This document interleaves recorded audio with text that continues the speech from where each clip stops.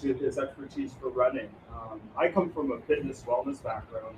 My first job ever was with John McEnroe as a sports massage therapist. So I get rid of a lot of pain and knots, and then I moved into marketing and media. So I have a lot of different hats that I wear, and we offer very unique programs here at Rome. So we have our Versa Fit Pods that allows you to do the cardiovascular, running, hiking, but then we also have fusion-based programming. We have stretch therapy, we have sound yoga, we have our Run Fit program, and then we do a body sculpt. So we have a lot of different initiatives, and we're looking at diversifying our portfolio, maybe bringing in some Pilates and Core Fit. So we're really trying to build a new network of a community here at Rome. So thank you for coming down. And I'd like to introduce the creator and owner, CEO of the company, and founder, Sid Ram. Thank you so much. I so enjoy these sessions. This is our fourth. And the main reason is because I've been able to meet through Derek and Stuart's stewardship of this series some amazing people.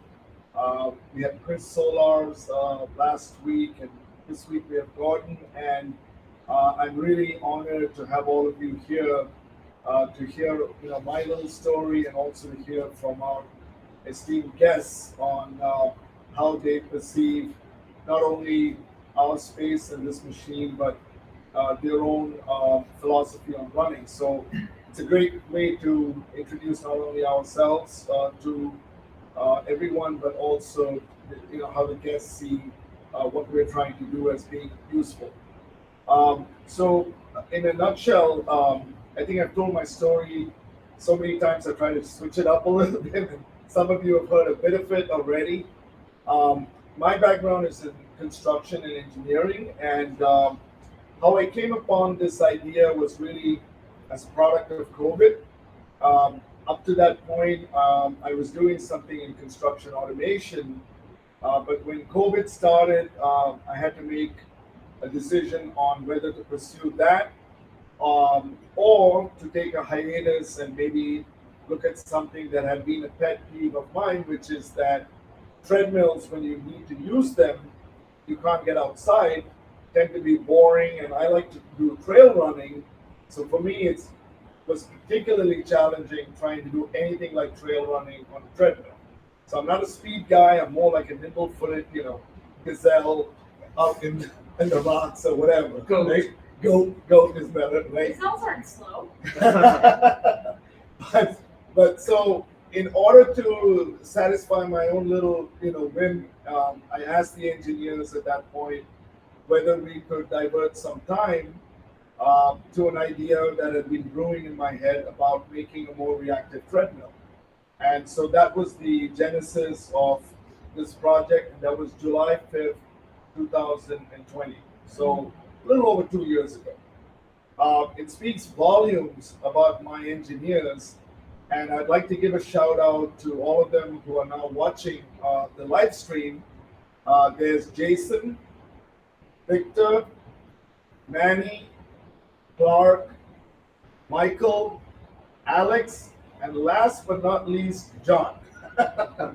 And these engineers have taken my ideas in a way that I am so proud of them, and I'm really honored to have worked with them. Many of them may not have even come to work for us at that stage because they're all very bright, very talented, and could have probably worked anywhere.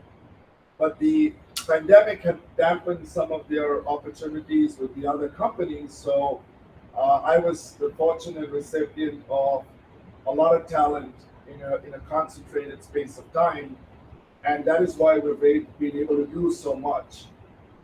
They're all self-motivated, and we work well as a team, and I wanted to thank all of them since they don't get to come here that often. This is the gym side of the operations, but they are really the ones that have made the hardware and the software that we see here possible. So thank you guys. And that's the other interesting thing about this space is it's a lab as well as an ongoing business. I mean, and the lab part of it is because we're trying things that have never been, attempted in a serious manner. Maybe some of these ideas have flitted through other companies' minds, but we decided that it was time to kind of bring out some of the best technology that we could get our hands on, and open it up to the public. So the machines you see here are unique on three different levels. One is, of course, they follow the terrain very accurately, and they're not over aggressive, but they're fairly aggressive. So when you run something like the moon, you have to maintain your center of gravity and your balance because it will go up and down based on the terrain. The second thing was, the immersiveness. So in the case of the immersiveness, we put the biggest screen we could find without making it, ridiculously big, to give you a sense of being in the scene. So normally treadmills have, some sort of a screen, and some of them have reverted to larger and larger screens. But here you have a chance for your avatar to be in the game or in the scene, and that makes you part of the run that you're doing. But also because of the gamification that we have started implementing, you can push objects, you can jump over things, and do those type of things that make you really part of the environment that you're running in. Uh, the third aspect, of course, is the booth itself, and the booth itself is a way of enclosing you in a space that has its own air supply, its own ambient sounds, and to give you a running experience. And again, remember, this was my concept to begin with, and I'm a lone runner. I don't run in packs. I like to run trails, so the trail's small, and I'm just moving on my own. So I wanted to get that sense of like being on my own, and so the booth is the third aspect. However, that gives you an opportunity to kind of be alongside other people, and we have something that allows you to run with other people in other booths. So we have it's called multiplayer, and we'll demonstrate that in a few minutes. And in multiplayer, you can actually see the other person's avatar and run against that person around the track, or run with them on the moon or whatever. So in as much as we've got all this technology together, finally you will be the arbiter of whether we have done enough to make it compelling, as not only something that you could use for your training, but to enable us to turn it into a good business proposition. Along with the technology I just described, which is scenes that our engineers have created. So you see some of them flashing behind me, and some of you have already run on it. So you have a meadow, you have various things that I'll demonstrate in a second. The other thing that we're going to preview for the first time is videos. Now, video runs, again, I would imagine some companies have tried it. Ours is a little more compelling, I think, in terms of, again, the larger screen, and also the fact that the treadmill is more reactive. And for our first attempt at bringing this in front of the public, I had asked Stuart a few weeks ago, what would you pick as a favorite scene that you would like to bring out as a video? And he picked Van Cortlandt Park. He did it once, and we went over how the video looked, and then he did it a second time. So this is still, I would say, in its later stages of being released, but I thought it would be good to kind of preview what we're able to do in terms of adding to the library. With the videos, we will be able to obviously invite other people to also share their favorite runs, and take those runs, process it, and as long as the video is of a certain quality, we could actually turn it into something that you could enjoy on our machines. And there's also a plan to make all our library available on other treadmills in the near future. So hopefully this will spread beyond, Roam 149 as far as the software, etc. is concerned. So these are some of the things that we've done. We're also planning to bring in a bike, like a spin bike, into this space, and it'll be on the same platform, and also a rowing machine. So we have a lot of interesting things in the pipeline hardware-wise. So at that point, I hope we will be able to cover the spectrum of all the things that people like to do to stay healthy and fit. So that's the story behind the technology and the hardware and why it's here in the first place. And what makes everything come alive is Derek and Stuart. They've come into Roam 149, as Derek said, about 3 months ago, and in Stuart's case, only about 6 weeks ago, I would say, 6-7 weeks. So they've infused a vibrancy. In the case of Derek, he has brought in some other areas of fitness, like the sound yoga, which I'd never had a sound yoga session, and when I did it, I was amazed how quickly it calmed my hornet's nest of a mind down to enjoy just being within myself, and it was a fantastic experience. And I encourage everyone to come and try it, because if you haven't done it, you're missing something pretty spectacular. And we have Strength and Fitness, and Roseanne and Joy and Stuart. They have brought a real nice balance, because we didn't want to be a treadmill only type studio. We wanted to make sure that you don't have to belong somewhere else in order to get that whole mind body experience and help. And I hope that as we move forward, their talents will be as much a part of the story as the treadmills are. And as I love to say, we have yoga and ancient science and art, and we have high tech. And this is where they come together, hopefully in a harmonious manner. So without further ado, I'd like to turn the mic over to Stuart so that he can begin the evening's proceedings with our esteemed guests.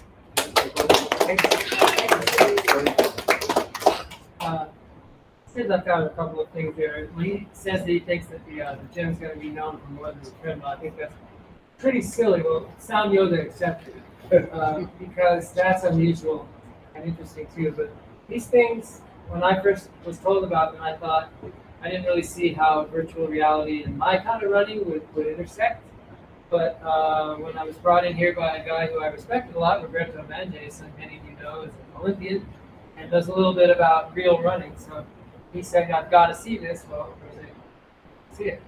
And I've told my story too, and I'm going to shorten it a lot and say that what happened is I ended up seeing the value, not just for the sort of spectacular, oh my gosh, I'm seeing these great scenes that go on forever and they respond to the ground, but I saw some things that I've been looking to do with coaching that I couldn't do until this machine sort of peered out into my life out of nowhere. One of them is that for literally decades, I've been asked, could we prop up the back of the treadmill so that we could train for Boston? And everyone gets their quads beaten up by the first half of the Boston Marathon. Daphne nods her head knowingly because she's run Boston 4 times? 4 times, 3 on the course. Yeah, three times on the course, 1 virtual, I believe. And it's kind of famous for making you think you're running the marathon of your dreams for the first half, because it's all downhill. You come by with a very fast first half time. Joe White also attests to this with a rueful smile on his face. The second half of Boston famously has a lot of uphills in it, but the downhill, I think, is the secret culprit of why Boston is so tough. And to have a treadmill suddenly appear that we don't have to prop up the back end. Not only can we run downhill on it, but with Sid's technology, we can program the Boston Marathon course into the treadmill. So you can bring people here and literally have them run an exact facsimile of the first half of the race, or the first 10 miles, or whatever you need.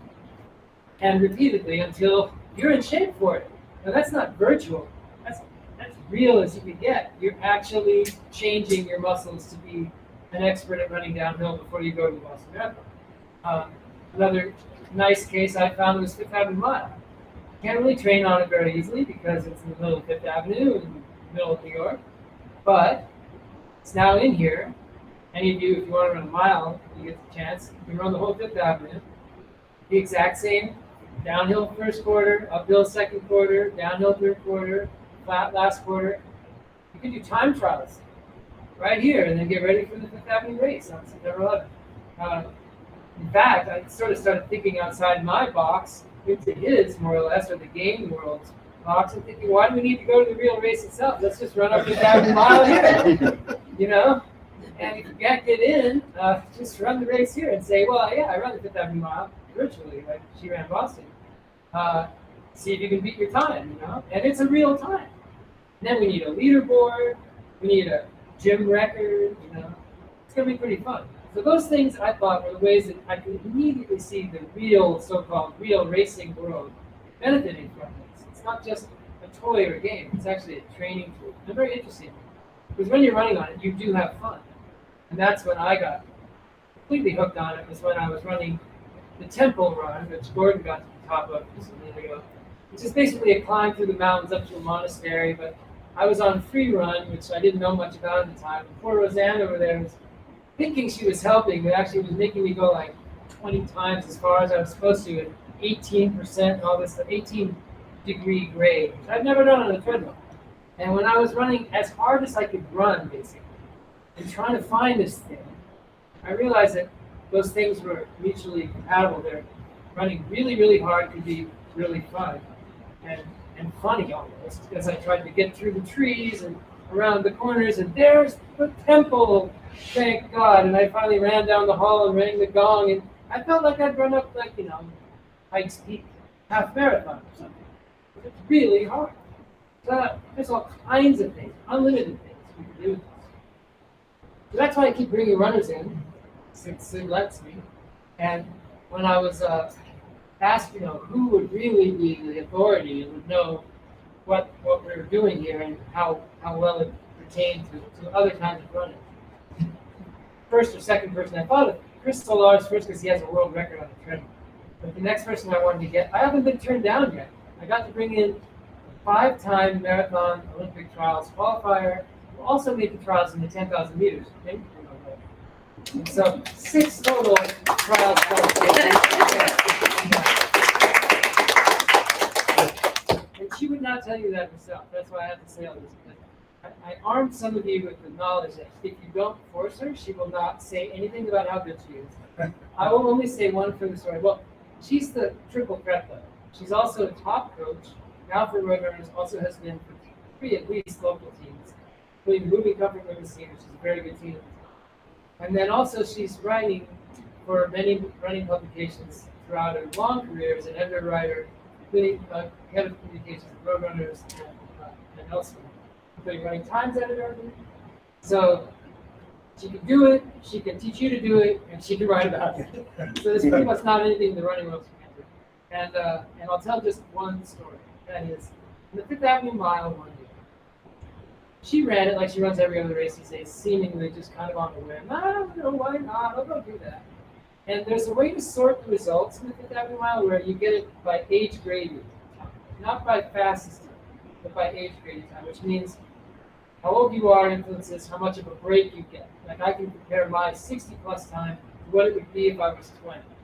If you looked at those times, the list went something like Jenny Simpson, Shannon Rowberry, Hannah England, like 5 Olympians, 6 another Olympian, Gordon Bakulis, and then Emma Coburn, the world champion of the steeplechase. She just happened to have out-age graded half the pros, all the men, and just about everybody else in the entire and I don't think she knew it. Probably didn't. She did not even know it. I said, Gordon, cool. Look what you did. Oh, that's interesting. I beat Emma Coburn. Oh. Yeah, Emma Coburn was the world champion of the Olympics. So you get the idea. So you have to like eke these things out of her. So let's have Gordon tell us.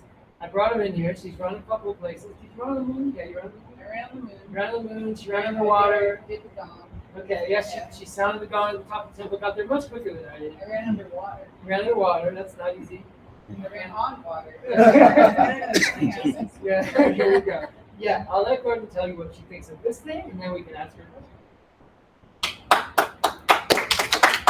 Thank you, Derek, and thank you, Sid, for inviting me, and thank you, Derek, and thank you, engineers, because these treadmills are amazing. So thank you all, and thank you guys all for coming. Yeah, I'm a treadmill skeptic, like you were, before you started working here. I just think they're boring, in general. But having tried out all these, I have completely revised my view of what treadmills can be, the possibilities of treadmills, and I've had the experience so many times of having run a race and crossing the finish line and feeling like if I had just had not only like studied the course map, and the elevation gain and charts and things like that, which I generally do. But if I'd had experience running the course, I could have run so much better, so much smarter. I'd feel better, those crazy downhills in the first half of Boston.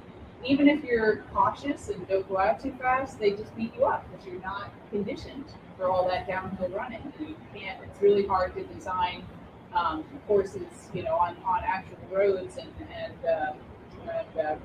in the outside world that mimic those kind of that amount of downhill.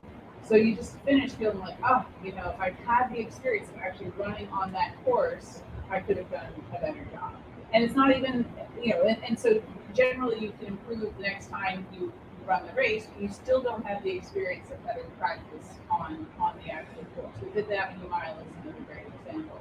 So to be able to come here and train on treadmills, and it sounds like hopefully one day all these courses will be exportable, so you could program it into your home treadmill, or program it into your, the treadmill wherever you run. So it's like scalable and replicable all over the world. It's going to be great. It already is great, and it's going to be even better. And I just I love the spirit here of like innovation and trying new things, and just like let's try running on the moon. What's that going to be like? What's that experience going to be for people? It's very engaging. I can see people of all ages.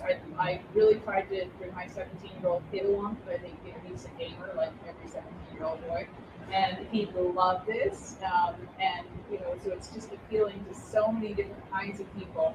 It's going to help runners. I think it's going to bring other people, people who don't think that they're real runners or don't think that they are runners into the running world. There's hiking a trail, and then you're like, oh, well, I'll just raise my arm and maybe run this little bit of a trail. So people who don't think that they're regular runners or haven't tried running can become runners through these programs. So I'm really jazzed up.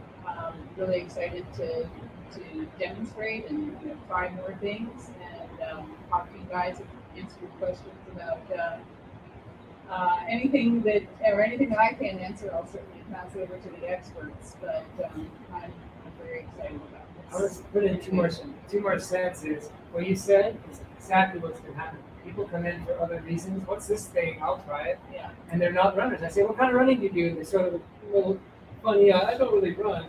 And I give them something really moderate to start with, and they get into it. And I've literally had someone run 2 miles not knowing that Not she knowing had they're done. running. Yeah, they're all just having fun, having trained. Now let's try the moon, and then they do that for a half mile, and I take it to another course. So you can get people interested in running that don't even know they're here for it. It's quite interesting.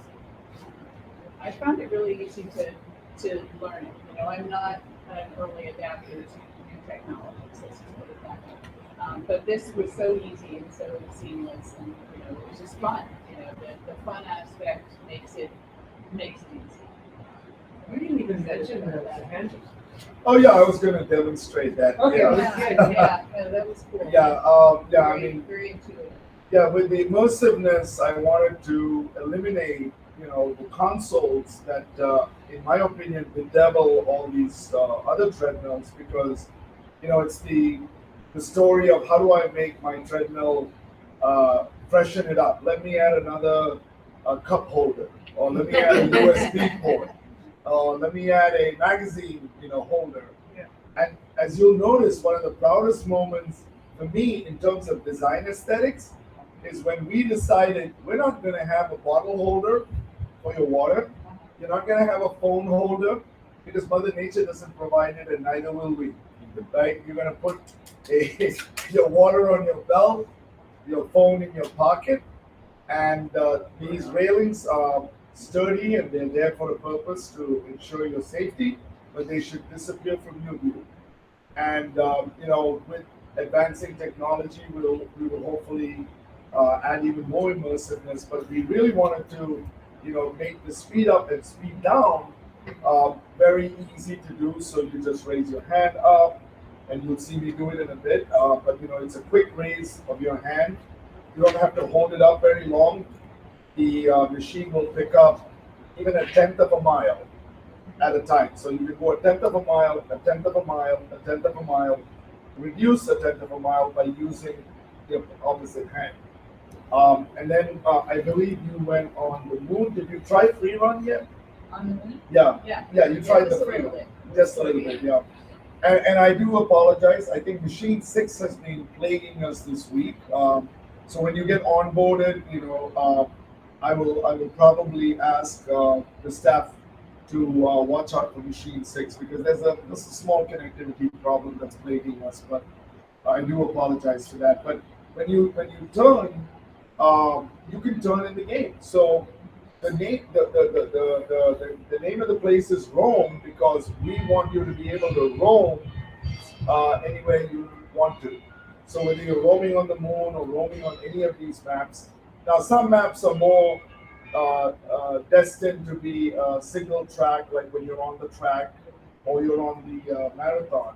Didn't do the track yet. Yeah, you haven't done the track yet. So we've got a lot of other little technical doodads that are kind of fun. So like for example, on the marathon run, we have something called a pace runner. So there's a cohort of runners that run with you, and they will keep up with you. So if you're kind of like you don't want to run by yourself, we've got the robots to run with you, and they display their current pace on their bib, and they don't run at the same pace all the time.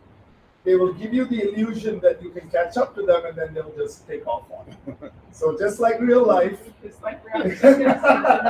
We need some of them to bonk. But every now and then That's you'll true. overtake one of them. But at the end of the day, so that's what I mean. I haven't paid enough thanks to my engineers in some of the earlier things, right? I mean, I definitely want to bring them to the forefront of today's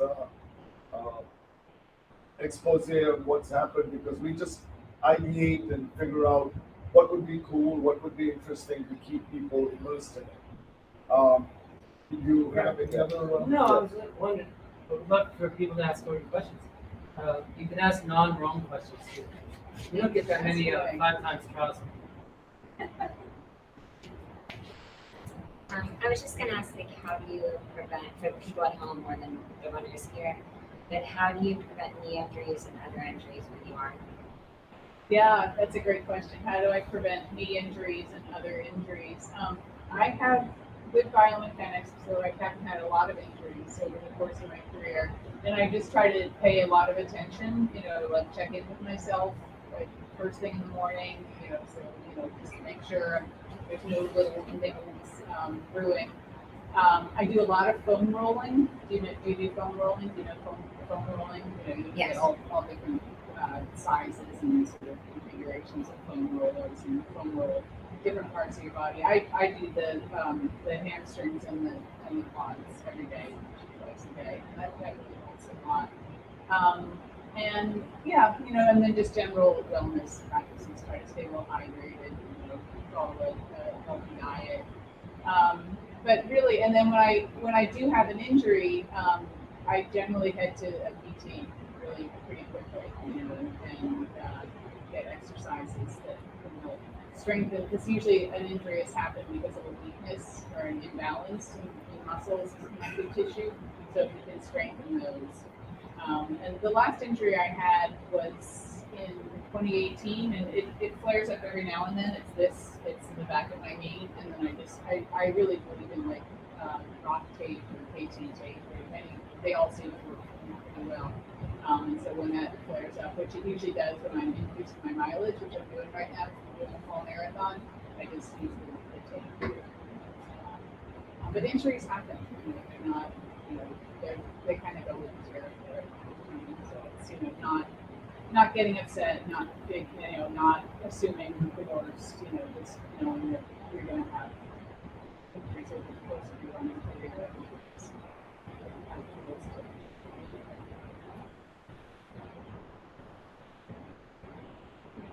So just to follow up on that, a lot of times when I'm injured, a coach will recommend that I run on the treadmill instead of outside, but I never do because I find them boring. Yeah. Tried this one yet. But is this special treadmill going to have some kind of mechanism that helps prevent injuries? Or from what you're saying so far, it's so realistic that it should be just like running outside? I'll turn that over to the experts. Thank you for that question. So I have tried very hard to make sure that the treadmill is as good as I can, technologically. And your point is, how does the treadmill react with you in terms of, force distribution, for example, right, when you land on it? So while we developed the mechanism for the treadmill, it's on a pivot, and it has a suspension system that is very giving, and you'll decide for yourself whether we have attained the level of comfort that you'd like to expect. I mean, there are certain treadmill companies out there that are known for very forgiving surfaces. This is still a traditional belt and roller type treadmill. However, it has a lot of give. And if you notice, there's a yellow arrow which is on each of these treadmills, and that is typically where you would like to be on and running. Now you can drift a little bit forward or a little bit backwards, and that won't, harm you. But when you're running at that pivot point, the treadmill is perfectly balanced. You're perfectly balanced. You can run a little bit forward, and the machine is designed. The suspension is designed to pick up, some of that landing loads. Now another thing that I'd like to point out is, you might have noticed I'm wearing sandals, and I run in sandals for the last 6-7 weeks. And I believe injury prevention also comes from not messing with Mother Nature. For those of us who can run with minimalist shoes or, close to being barefooted, that enables a lot of your smaller muscles to, work the way nature intended it. And that's another way that I've been experimenting, and we are tied in with Zero shoes for that very reason. And we would encourage people to try that as a form of therapy. They have something called the Nobu shoe, right? Yeah, the Nobu, yeah. The Nobu shoe has these little knobs, and it feels like a foot massage. And we have, a few pairs here that if anybody wants to try. I'm not trying to be a shoe salesman, but I truly believe that it is my duty to inform you of my own experience of, just feeling so good about it. And for the last 6-7 weeks, I've dispensed with shoes.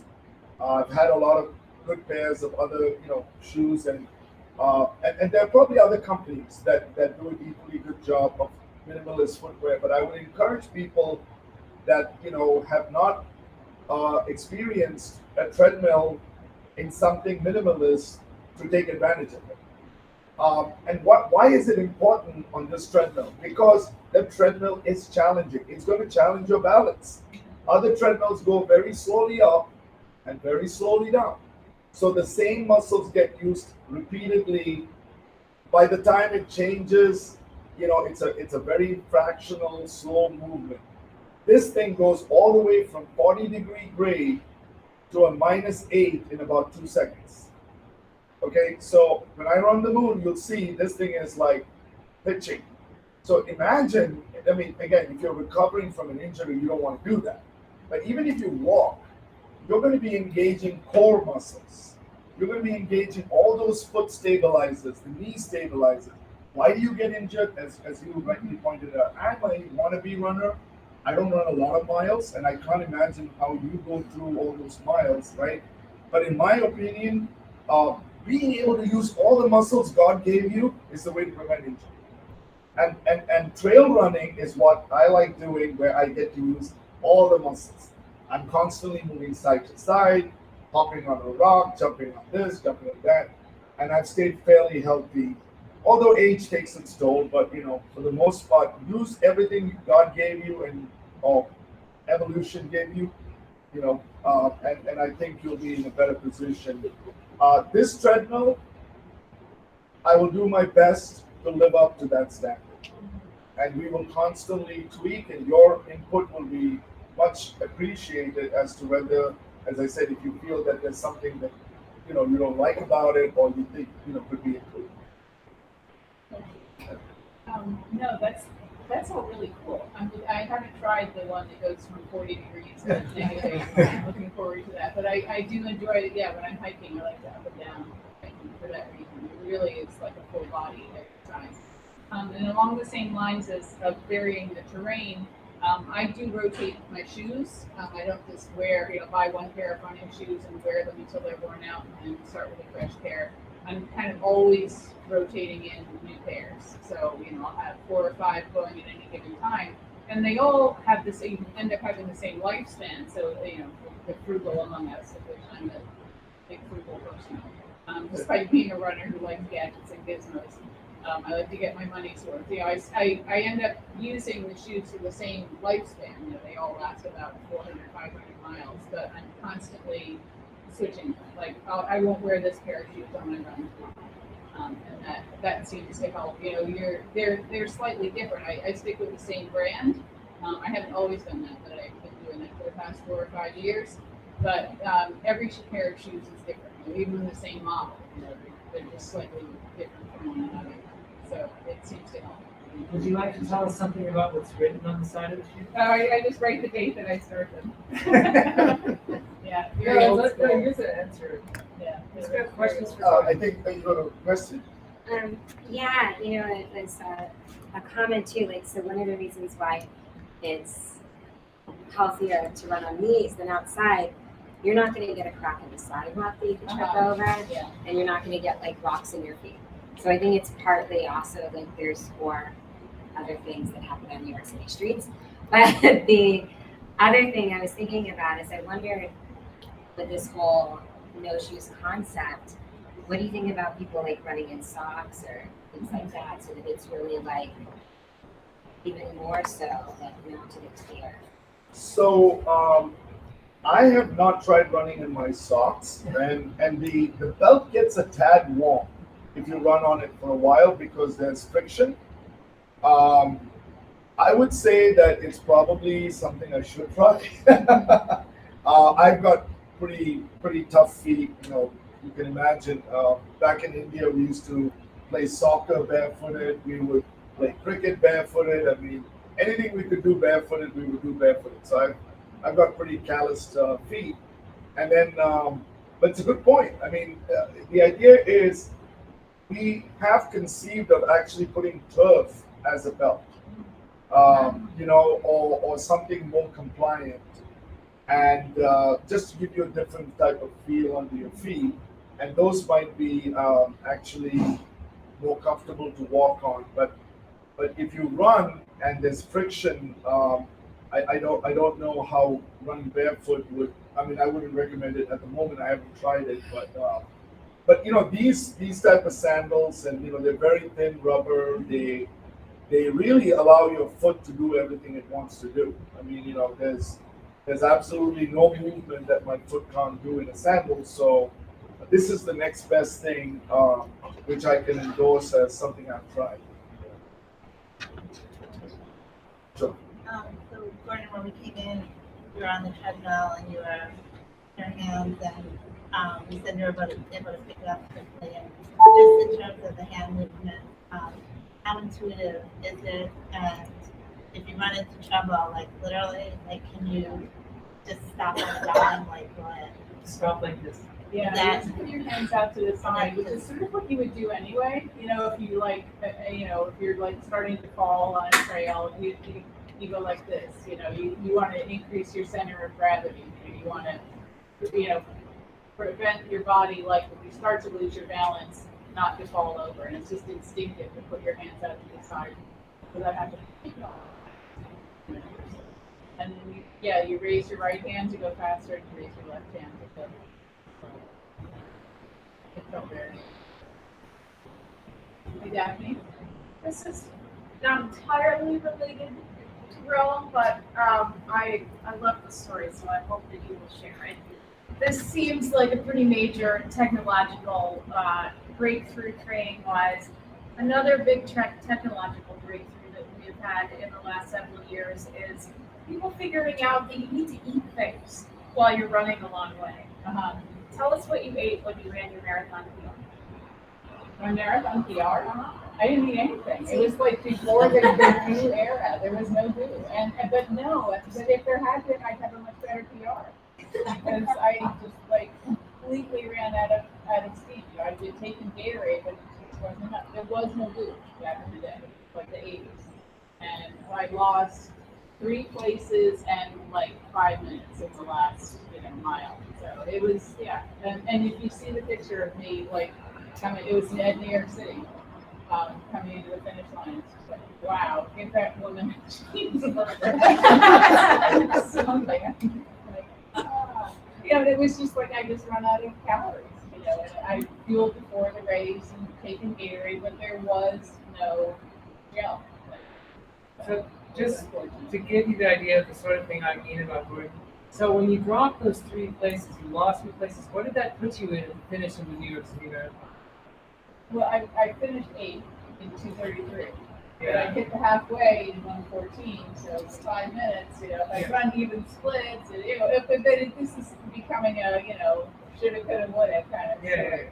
Well, you All my also, PR would have been so much faster. My PR is my PR. were you not 6th in another New York Marathon? Yeah. Yes. 6 overall. Yeah. Wow. Back in the day. And in the Olympic trials, what place were you? 8. Wasn't there a story about eating peppermint candies? Peppermint what? Peppermint candies, like hard candies, because Yeah, not in that race, but that's some people didn't drink at all. There was these mistaken ideas that if you drank, it gave you cramps, so not even water. There's crazy story. Andy Brookwood, I think his Boston Marathon, he lost 21 in 1968. He lost 11 pounds of water weight. So they were told not to drink. It was considered unhealthy for you to take water. And it was a hot day, and he ran out of his mind. But what do you guys nutrition wise? Like, do you have any figure in that pot at all?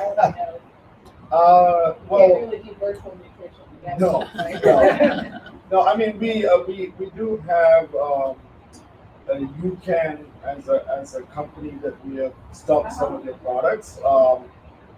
I've used it and I feel it's a slow burning starch and that seems to.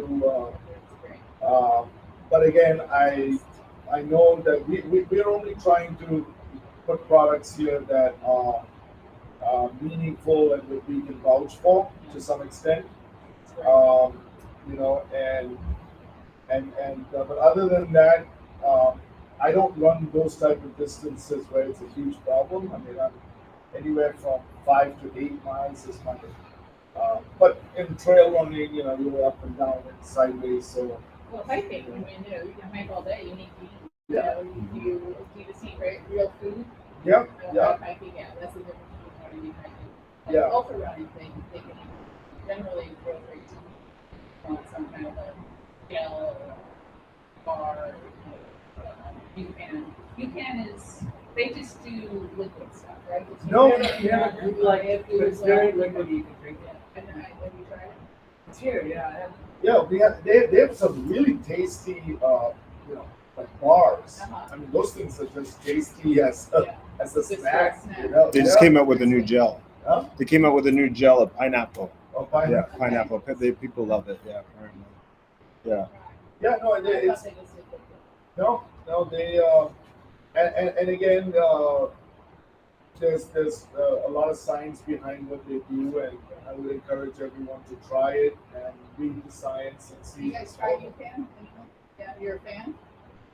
Well, I always have my annual physical about 3 weeks after New York marathon, and it keeps coming up that I'm pre-diabetic. There is diabetes in my family, Uh-huh. right? So I said, oh, and I have like all of those, sugary, not sugary because I use more, but still it is still sugar, right? Right. And so I switched over, and I actually like it Switched better. to more I switched to convenient. yeah. You don't use it as often, so there's time in terms of frequency, so you take less with you, and no stomach, no GI discomfort or anything at all. And it is long lasting. You don't get like that hunger feel. You get that hunger feel, if it's running, it's good to it anyway. So. I'll have to try it. Yeah, the gels are weird. They don't bother my stomach, but sometimes I'll take one and then I'll feel initially like even hungry. Like I feel like, oh, I should take two or something. But then it's not really. It's weird because it's so sweet. But I don't have GI issues. But I'll have to try that. So, important question. So, are you going to use the treadmills as part of your training for your fall marathon? Yeah, I mean, I anything is possible. My fall marathon is going to be in November, so I've got close to 3 months to go. I'm going to do it 2 weeks after New York. Are you doing New York too? No, I'm not doing New York. So we gotta build Philly for you. Yeah, I was going to ask you. Races. So you have in Portland now, but is that like a specific in Portland race? It's like It's the just a 5K. 5K course. Yeah. And you have New York, and you have Boston. No, we don't have Yeah, Boston. We're working on it. Okay, That's the we're next. on it. We have to have mine. Yes. What about, like, does it make sense to do races like London or Berlin or Chicago that are basically just flat the whole way? What do you think? I don't know. What do you guys think? Do you think it would be beneficial to be able to practice running like a very flat marathon, or not really? My thought would be not like New York or Boston for sure. Yeah. Because I mean, I could totally see New York, Boston, Yeah. Certain other races that are kind of. It might be worthwhile for the landmarks. Like, Yeah. you see the Sicko sign for a Right. while in Boston, and Right. it's an optical illusion, you never get there. yeah, I think any course with tough hills in it. It'd Yeah. be great to have it on. Like I made a joke about the Pikes Peak Marathon, but that exists. With 13-mile up and then Yeah. a whole full marathon What's where the you. one in California, the Dipsy? That's not a The- marathon. The But it's a Dipsy is like very a hilly 7 or 8 trail. mile hilly Race. trail race in San Francisco. Yeah. There's a Catalina Island Marathon in California. But I think one of the big mid-distance races is it Falmouth or maybe it's Peachtree has a big challenging hill at the end. Mhm. And so does Marine Corps. I've heard there's a hill at the end. You, That like, would be really you can helpful. exert just that last 5 miles or Right, whatever right. and practice those hills. So when you got there, it's like, yeah, I've done this in training or whatever. And so I think those But flat you're course, right, the landmarks too. That, Yeah, it's just safe. to visualize. Yeah. Without doing like an indoor track where, I know. yeah, he was talking about that. Yeah, he was talking about trying to emulate like the armory or something. So you could sprint around it. The treadmill has to go like this as well. That'd be very weird. 'Cause Well, then the you thing can is, you throw don't off. have centrifugal forces. The problem is, if I bang the treadmill, you're gonna fall over. Right. Yeah. Yeah. Right. You Yeah. need centrifugal force. Yeah. So I think I was I joking with you? No, I was joking with someone yesterday. You know what is the biggest treadmill in the world? Biggest treadmill. The joke. No, it's not. Tell me. It's the Earth itself, because the Earth is spinning. It's a brain tease. Yeah, and you're running on it. So when you exert force on the Earth, you move forward. Here, when you exert force, you move. The belt moves backwards. So the forces. So there's been not a controversy, but there's always this question of, is treadmill running akin to running outside? And the only reason I know about it is as an engineer, I wanted to make sure that what we build. I mean, and again, remember when I started this project, it was more like for the casual runner. Now I'm confronted by Olympians and PRs that so this was built for the simple people, but now I'm actually challenged by making it a useful tool for the serious runner. So that's why I've tried to make myself as educated as possible as to whether this does benefit you or does it hurt you. Because if it hurts you, I would love your company as a casual runner, but I will never espouse it as something you should try and use for anything but entertainment. And that's where Stuart has to help me stay honest, and my engineers have to listen to him, and to Gordon and to all the wonderful runners that you guys are, to say it helped me, it didn't help me, So that's why we say it's a lab. And Derek points that out.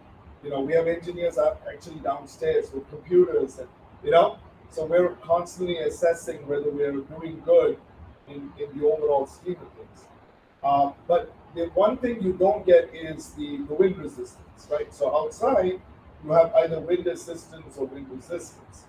So on the overall basis, treadmill running is very similar and probably a little faster than your outside times going. That's what I read. You see, that's where you put a little bit of grade in, right? Yes. They say a 0.5 to 1% grade equates to running against the wind outside.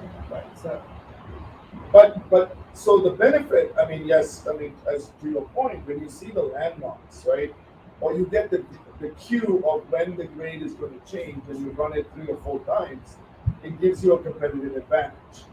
And we realize that, okay, so you're all from New York, you can probably know what the Verrazano Bridge is like, right? And you can drive it, you can maybe even, can you bicycle it? I guess you can. If I rode like driving and it's weird. Yeah. It doesn't feel the same. And actually, I was joking with my engineers. I wanted to do a bridge marathon, meaning just all the bridges, one after the other. So you go over the Verrazano. Right. So it'll be called the Bridge-a-thon. not like Bridgegate. You know, Bridgegate. So, yeah, Bridge-a-thon. So we can conceive of a part of New York being merged into a part of London, merged into a part of Boston, and create this whole new experience. So there's the fantasy part of it, and then there's the reality part of it. We try to keep the grades very accurate, so you won't get muscle memory, I guess, but you will get a sense of, at this point, the grade is going to go up, and we've been, very careful in trying to make the grades as accurate as possible. So one of the things John and I started working on about 2 months ago, and then we sort of put it off to the side and we'll pick it back up, is the Great Wall of China Marathon. That marathon was built for this treadmill, or the other way around. This treadmill was built for the Great Wall of China Marathon. And I, for one, wanted to run it because, exotic places, exotic marathons where you may not have the chance to go there. So to answer your question, the library will grow. We have reached a point where we feel like we've got all the basics out of the way.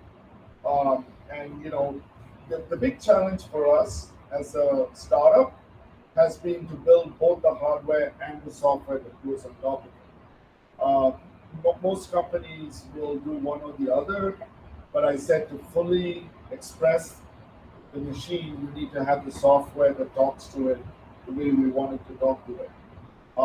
But hopefully, before Boston season starts, we'll have Boston.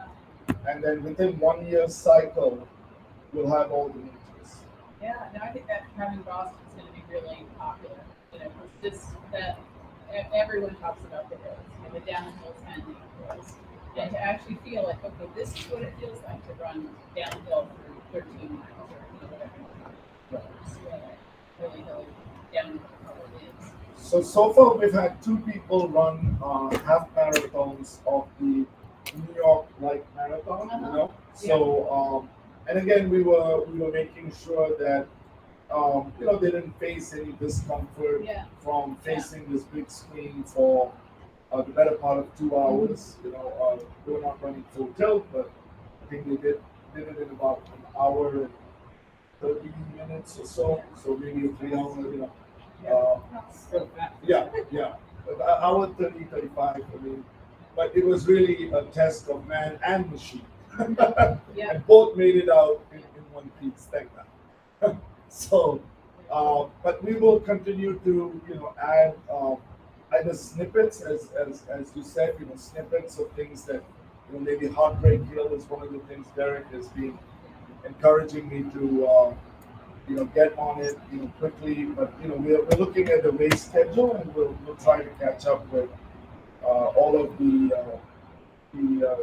significant ones as soon as possible. But you're smart. You're doing it slowly and carefully and correctly. And it's also called lack of resources. But yeah. Yeah. I mean, Running's not going anywhere. No. We're here to stay. I mean, like I said, my happiest moment is when I was able to open this place in under 2 years. From concept Takes time. to actually having it open for the public, and now it's getting easier, because we've got the fundamentals kind of. So I had a question. What would you say would be your hardest event or race that you've competed in? The most difficult on you, like physically, mentally?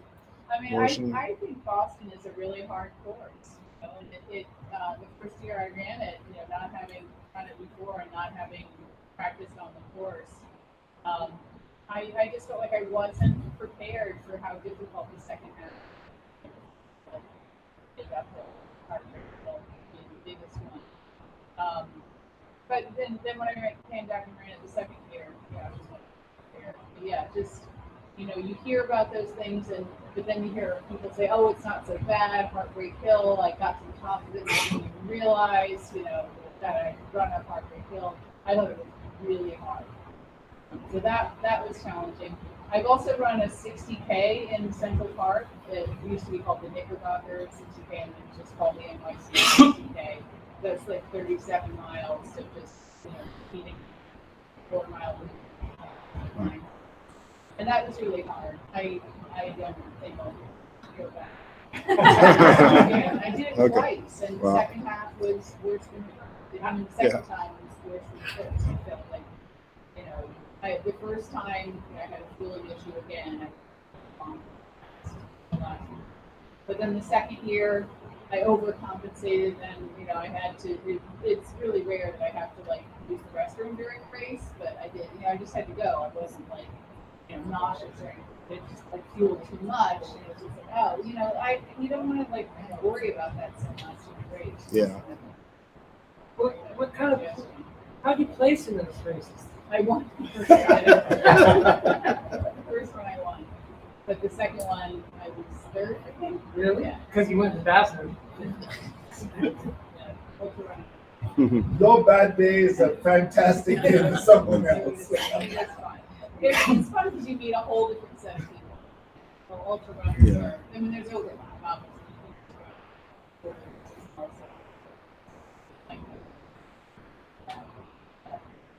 There's also just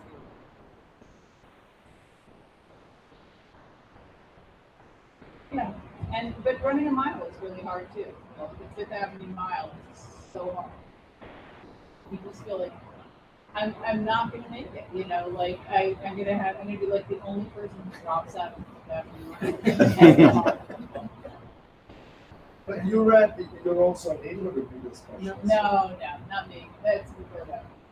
Definitely not an 800. Oh, that's that guy over there. Oh, okay. I mean, you from run the 800. Huh? I'm not a- So marathon and 800, right? No, he's a short end. Yeah. We'll learn about him another time. We got a spy in the background there, Neil Fitzgerald, who was the world champion for Masters half mile. Which is not easy to do. Talk about tactics on that one.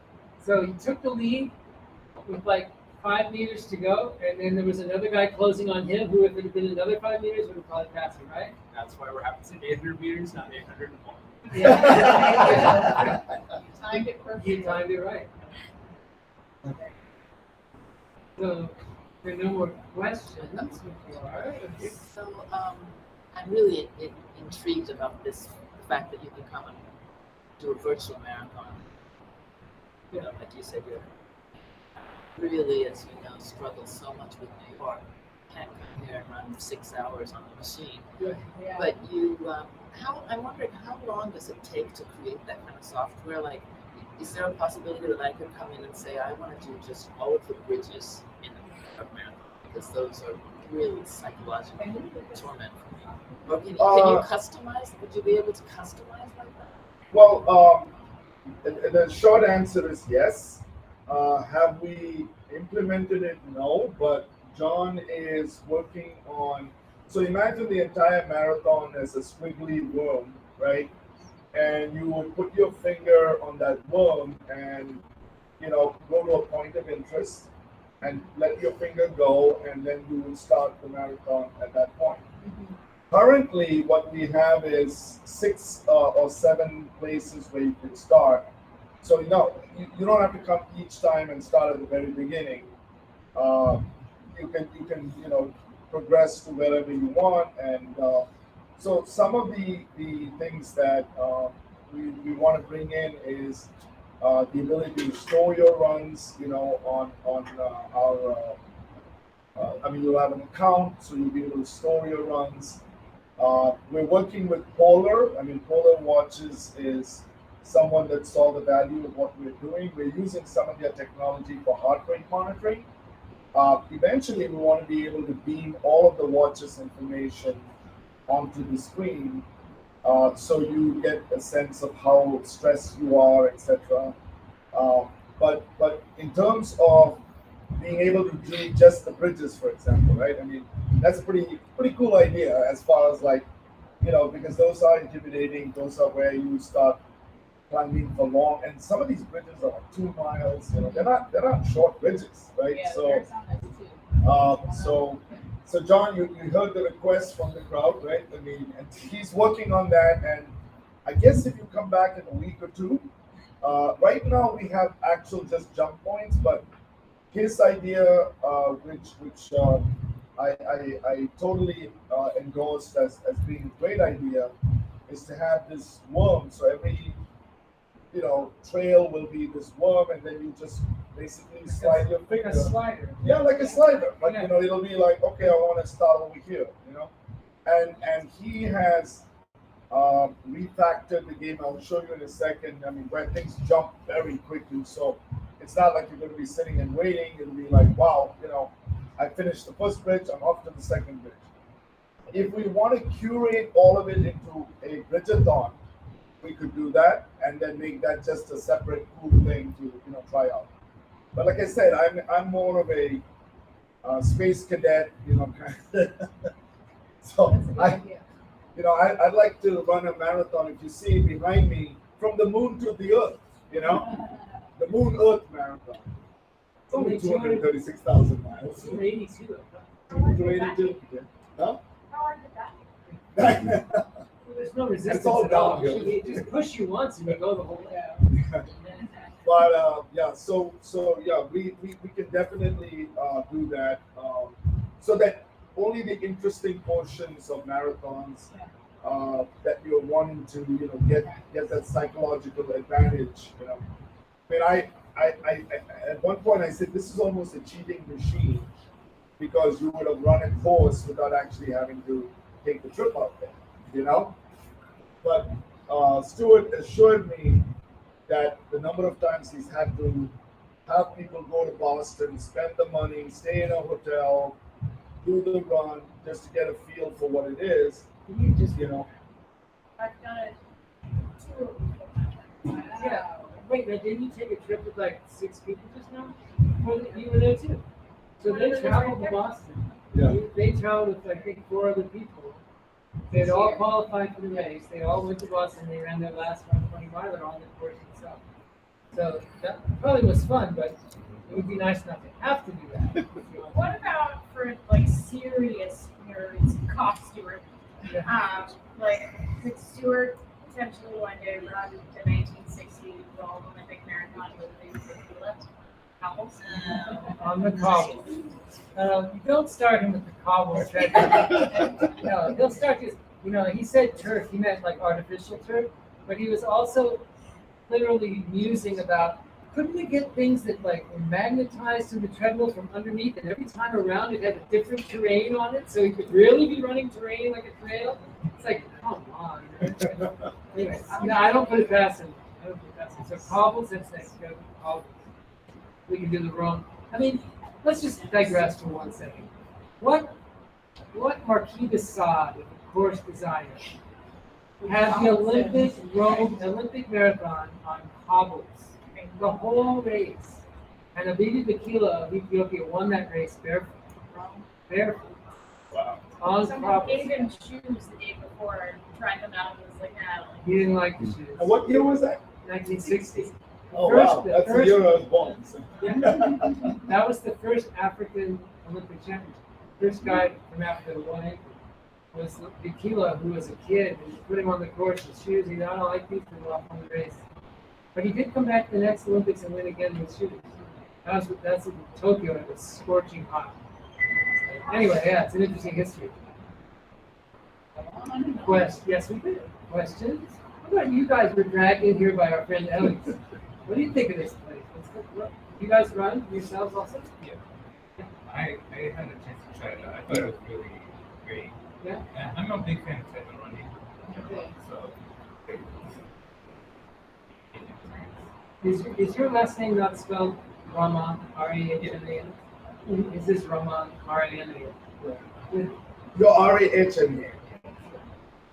Cool. I want to say one thing, since there's so much said about, about running Boston. I run Boston once, and I went there. I was going to break 250, and I was like, I really thought that I would. And I was, the whole course, like, oh, this is like a cinch. It's just like, it's all done like easy, like just, and you hit those 3 hills, and I was like, okay, I know I have to run these hills. And you run up those hills, and okay, you get to the top of them, and that was not a problem either. The thing is, all that downhill running is you're pounding your quad, and pretty early on, I just ended up, it must have been a bunch of guys that wanted to break 250. It was like a whole crowd of us. And we were just sitting on the shoulder of this elite woman runner with like number 12 or number 14 or something. And she was at a metronome. She was like exactly where we all wanted to be, I think. And so the whole bunch of us, we run up those hills, and then you get to the top of that last hill, after all that pounding in your quads, and somehow right then, when you start to run downhill again, you're The last 5 down. it's that last 6 miles. And I was telling Stuart the other day, my impression was like in Star Wars when you suddenly come out of hyperdrive, and then we went from 6:30s to 7:30, just like that. Not just one of us, like the whole group of us. And then suddenly we're like fighting to break. I couldn't do it. And that cheated me in 6 minutes off of my time. But it's an interesting thing. It's not those uphills. It's pounding the quads, pounding those quads for all that time, and then you give your quads something else to do for that few miles, and then it's like no, I'm done now. So again, thanks to Stuart's coaching us, we are now in the process of building a treadmill that will, these will go up to 12 miles an hour, but you elite guys are not satisfied with that. So He's not. so Stuart said, well, can it go faster? And I know there are other treadmill companies that put out machines that go to 15. And again, from my perspective, 12 is good enough for trail running, but not good enough for road running. So we are in the process of building a really cool treadmill, and I say cool because it has 2 motors, and it will allow the machine to perform much better when you're doing a decline for extended periods of time. We hope to preview that by the end of September, maybe a little sooner. And obviously, we will, circulate that event for all of you wanting to try it. But the hallmark of that machine will be that it will allow you to do long stretches of downhill at some fairly high rate of speed, and that will hopefully train your muscles to understand what that's all about. And again, I think some downhill and then followed by some uphill and then try to get back on downhill. Oh yeah, That's I mean, all the You same. gotta be careful though. Yeah. You know, you gotta, like anything, we wanna eat into that. right. I mean the uphills. I mean, like I said, we're already at 40-degree grade, which is 19. I mean, I'll show you in a moment. It's wicked. We've set the machines to only do 3 because as we onboard a lot of people today to try the machine, we want it to be safe. But you're welcome to tap one of us on the shoulder and increase the angles. If you feel like you're ready to be challenged. And again, the machine, the main thing is try to stay centered. Don't try to go too fast in the beginning. It's the old adage of, learn to crawl before you walk and walk before you run. So it will feel different. But I assure you it is as close to running outside as possible because it's only pivoting. It's not lifting you up. Other treadmills lift you up. We only pivot. So when you pivot, if you have nice ankle mobility, and you have good balance, you're going to feel just fine, But if you have a ankle problem or a stiff hip or something like that, if there's a rapid up and down, which, Mother Nature, as you said, sometimes doesn't throw as many curveballs as this machine can, right? It can be tricky. So, and that's what I like about it. And I love running on the movie for that reason because I allow my body to just kind of like sway with the terrain. Cool, that's fun. Yeah, yes. So for the races that you have in, can you program them to what the runner's projected finish time is? So like for Fifth Avenue Mile, right? So you control that yourself. Yeah, you control You your control speed. it yourself. Okay. But we will have avatars. Like for example, there's a leaderboard, and so for example, if you ran today and you wanted to post your run as your time, somebody could run against you. So we're bringing out that gamification. So somebody The could run Gordon against you. avatar. We'll have you got to Right. chase Gordon. And you can kill it. Yeah. So you can run against and you can handicap yourself to run faster or them to run slower, So, but yeah, shall I start the Yeah. So here we go. So John, you want to jump on one? Stuart, you want to get on this? Sure. Now, like I said, 6 has some problems, so he's just probably going to walk. No, what we're going to do is we're going to go on to his version of.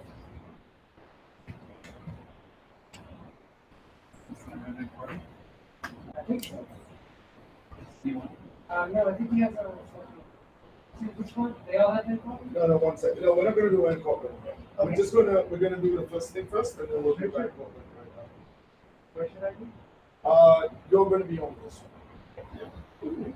So, but both of you just wait until we do the moon, where we're going to do the.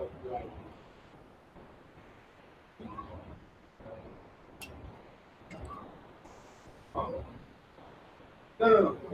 Don't run. I'm just going to show them how to run the machine. And then when we're ready, we'll